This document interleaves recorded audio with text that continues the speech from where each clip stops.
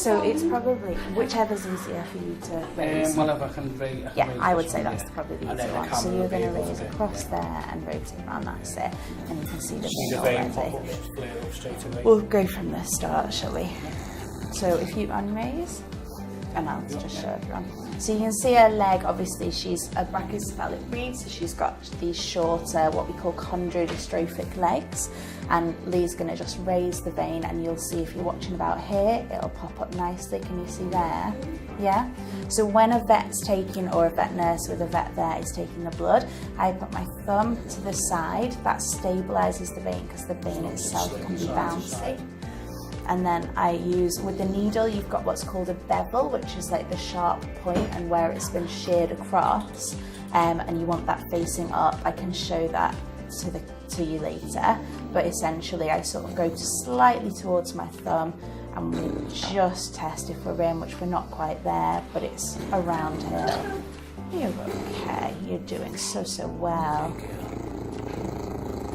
There we are, we're in, so it's coming nicely there. Obviously, if you're working with someone or you see vets do it, you'll obviously support the dog's head, stop it running, waving around and making it hard on the person. And I just put my thumb over the end, so I'm applying nice pressure there. Lee's gonna swap and put his thumb there, and we'll bandage it as well. Thank you.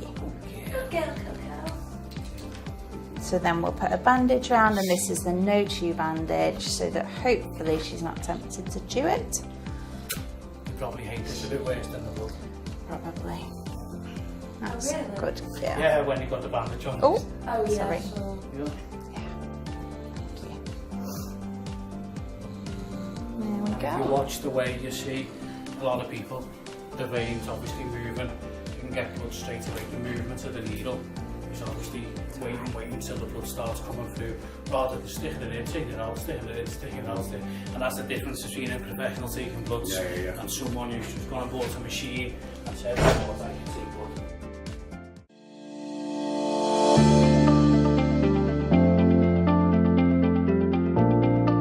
So obviously you've got your blood sample, which is more than enough. It's only going to go in a vial there. So what a lot of people will do is they'll go and do this thing where I do mobile bloods, and I'll go round and take bloods, take it, and they'll go on a little trip, going round doing bloods on dogs in the space of hours away, going round and then getting your sample hours later. Now the thing is blood's clot. When you take a sample, you want to try and get your plasma as soon as possible, if not there and then.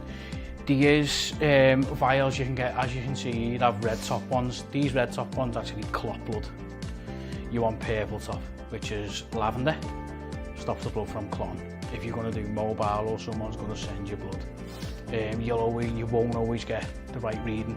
Putting them in your car, writing a name on, and then going to someone else for half an hour, and someone else for half an hour, and someone else for half an hour. I wouldn't be happy if it was a very expensive reading and you were driving around with blood for an hour, and then you give someone a reading, and then this machine takes 20 minutes to give the results. You've got to spin it. I wouldn't be happy. When you're spinning the plasma, obviously you've got your counterbalance, like any centrifuge, whatever you've got in blood, you're having water. As soon as you close it, it'll start spinning away on your speed and your settings. It's on 660 and for 5 minutes. This is where people don't understand how blood works. If oxygen gets to it, it clots. If it clots, you won't get the best reading. Your plasma reading won't be as good. Plasma works on white blood cells. So a lot of people, if you don't know whether you've heard plasma therapy, there's a lot of dogs who get eye ulcers, and they'll take the blood from it, they'll spin the plasma, they'll put it into eye drops, which obviously it's white blood cells, repairs dogs in so many ways. Your blood's clotting, you're killing white blood cells. So all these people who go, oh, we'll do blood tests, send me the blood in a post, and you get it, and they're sending in the little green capsules, sending it miles away for them to get it the next day to spin it, and they go, yeah, your dog's ready to be mated, or it's not ready to be mated. I'd advise you to go to something immediate. It's the whole point. You want to get a blood test, you want to get the right result there and then. So obviously there's lavender capsules, the blood can't clot. You want to stop it from clotting, doesn't do anything to the blood, and you'll get a better reading. Right, so look, that's a really good sample. As you can see, the plasma is separated from the blood.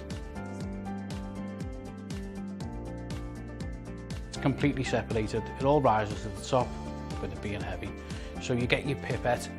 Once again, you can buy them, all digital, dead fancy, cost money, look great. I like these little tiny cheap things that cost a penny for about 1 million of them. They're dead small, you can see what you're doing and you can get really close. So you'll squeeze your pipette in and slowly, even if you take less first, you don't want to mix any blood with the see-through.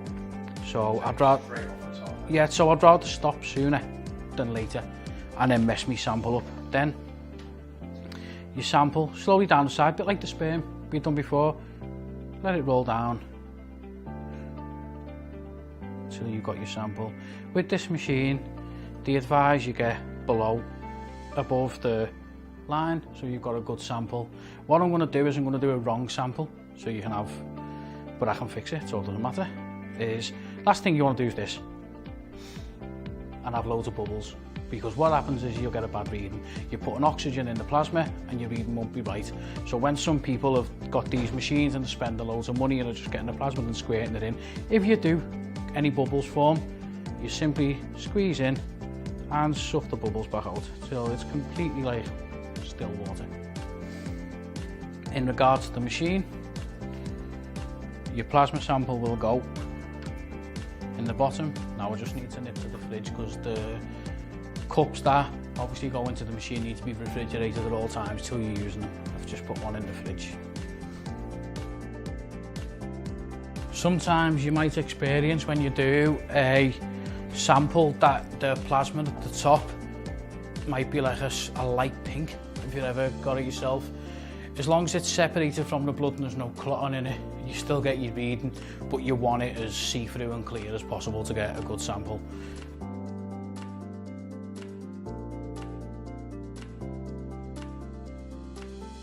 There's instructions for these machines, but I'm just going to set it so you can see the reading. Now, the reading for this dog's progesterone should be reasonably high with it being pregnant. So it's different if you're doing a dog that's ovulating. You go off numbers, which is all in the book. So once you know how to work these machines and set them up, the machine does the work for you. So all you've got to do now is just let the machine print it out. Tell you the levels for ovulating. Now there's a thing called obviously a progesterone test that many people have heard of, which obviously gives you the right time for breeding. And there's a thing called a reverse progesterone test where it really plummets and drops, meaning the dog's in labour. If it comes below 10, your dog's in labour. So if this reading comes out now and this dog's below 10, I'm going to be phoning James saying you need to go to vet, mate, your dog's in labour. It's going to go tonight, which you'll save money on an emergency C-section, which costs a lot more than a daily C-section. With my dogs personally, I'll always run a reverse progesterone. I'll take it to Keith the vet 3 days before. See, a lot of people will do a breeding and they'll go, my dog's due to be C-section, they'll give birth in 9 weeks, which is 63 days, but your dog could ovulate 3 days before and go day 60.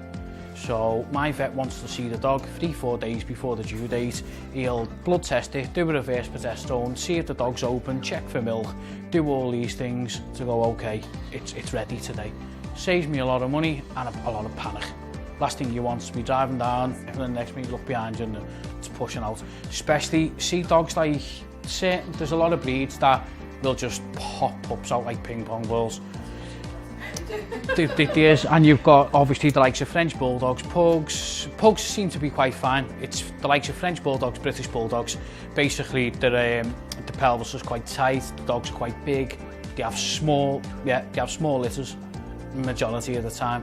If you've got a French Bulldog or a British Bulldog and it's got 3 pups, chance of it trying to pass pups and give birth naturally is quite hard for them. The pups are big, their heads are massive on them. Sometimes when I've known people who've had what you call a singleton, you have 1 pup and the female's not producing enough hormone to be able to give birth naturally. So obviously the good thing to do is if you've got a good scanner or you know how to scan, you've got 1 pup, prepare for it.